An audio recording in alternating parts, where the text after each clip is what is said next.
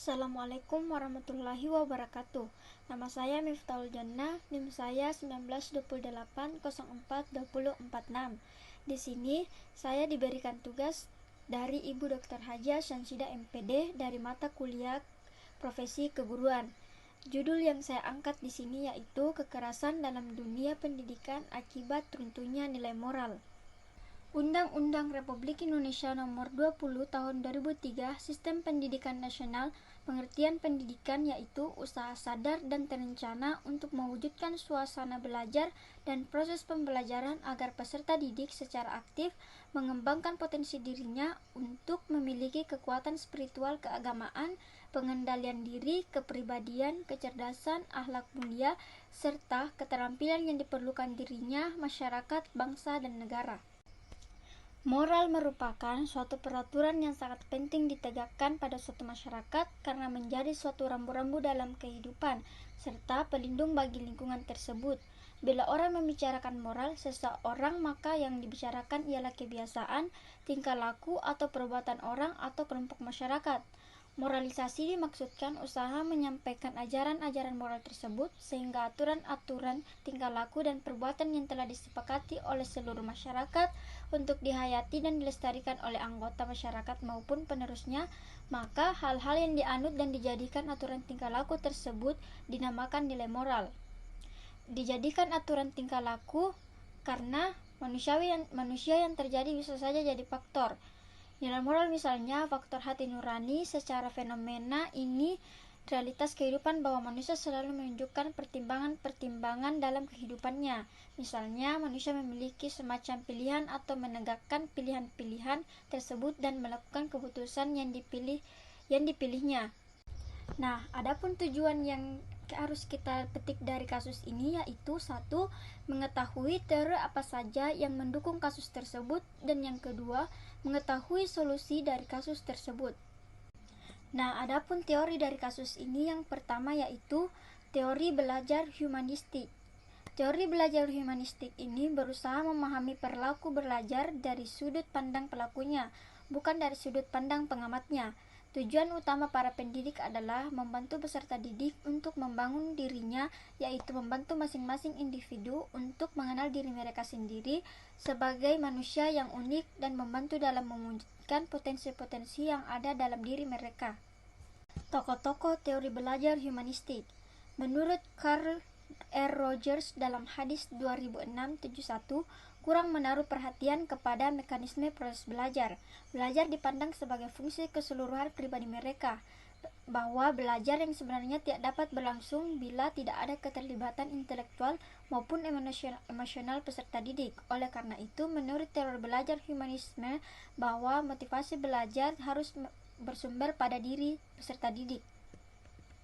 Dan menurut tokoh yang kedua yaitu Kolb, pandangan Kolb tentang belajar dikenal dengan belajar 4 tahap, yaitu tahap pandangan konkret, tahap pengamatan aktif dan relaktif, tahap konseptualisasi, tahap eksperimentasi aktif.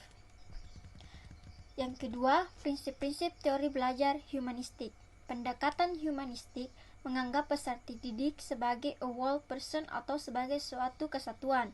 Dengan kata lain, pembelajaran tidak hanya mengajarkan materi atau bahan ajar yang menjadi sasaran, tetapi juga membantu peserta didik mengembangkan diri mereka sebagai manusia. Teori pendukung kedua yaitu kecerdasan emosional. Kecerdasan emosional atau yang biasa dikenal dengan emotional quotient adalah kemampuan seseorang untuk menerima, menilai, mengelola, mengontrol emosi dirinya dan orang lain di sekitarnya. Dalam hal ini, emosi mengacu pada perasaan terhadap informasi akan suatu hubungan, sedangkan kecerdasan intelijen mengacu pada kapasitas untuk memberikan alasan yang valid akan suatu hubungan. Di sini pentingnya kecerdasan emosional. Kecerdasan emosional merupakan kecerdasan vital manusia yang sudah semestinya harus selalu dilatih, dikelola, dan dikembangkan secara intens karena kecerdasan emosi memiliki kesinambungan yang cukup erat dengan kualitas hidup manusia, di mana kecerdasan emosi berkait erat dengan adanya jiwa yang sehat, sehingga dari jiwa yang sehat tersebut manusia sebagai spesies yang rentan mengalami ketidakbahagiaan akan memiliki peluang jauh lebih besar dalam memperoleh hidup lebih bahagia. Peran kecerdasan emosional dalam perkembangan peserta didik. Perubahan-perubahan fisik yang dialami remaja menyebabkan adanya perubahan psikologis yang disebut sebagai periode heightened emotionally, yaitu suatu keadaan di mana kondisi emosi tampak lebih tinggi atau tampak lebih intens dibandingkan dengan keadaan normal. Emosi yang tinggi dapat termanifestasikan dalam berbagai bentuk tingkah laku, seperti bingung, emosi berkoar-koar, atau mudah meledak. Emosi yang tinggi ini tidak berlangsung terus-menerus selama masa remaja. Dengan bertambahnya umur, maka emosi yang tinggi akan mulai mereda atau menuju kondisi yang stabil. Kecerdasan emosional juga berkaitan dengan arah yang positif jika remaja dapat mengendalikannya. Memang dibutuhkan proses agar seseorang dapat mencapai tingkat kecerdasan emosional yang mantap.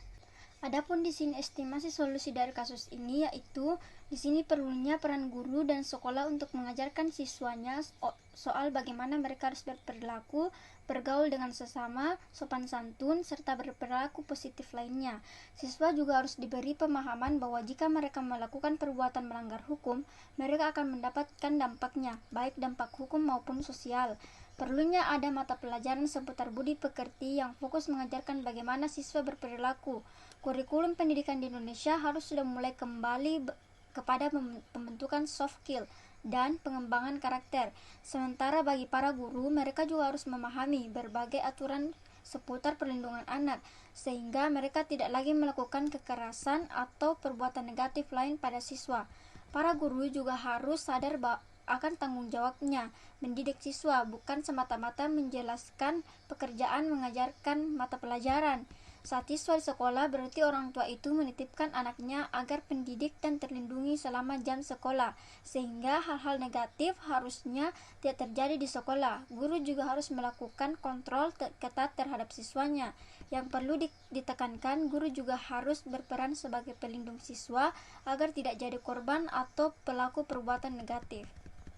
Dan kesimpulan untuk kasus ini atau sebagai penutup, yaitu teori yang mendukung kasus kekerasan dalam dunia pendidikan akibat runtuhnya nilai moral, yaitu teori belajar humanistik dan kecerdasan emosional.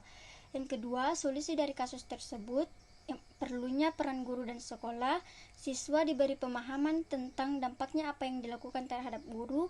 Perlunya ada mata pelajaran tentang budi pekerti. Guru juga harus memahami tentang hukum perlindungan anak. Guru bertanggung jawab mendidik siswanya. Orang tua memahami bahwa dia menitipkan anaknya pada saat berada di sekolah. Orang tua tetap mendidik anak di rumah. Sekian dari presentasi dari tugas analisis kasus saya. Assalamualaikum warahmatullahi wabarakatuh.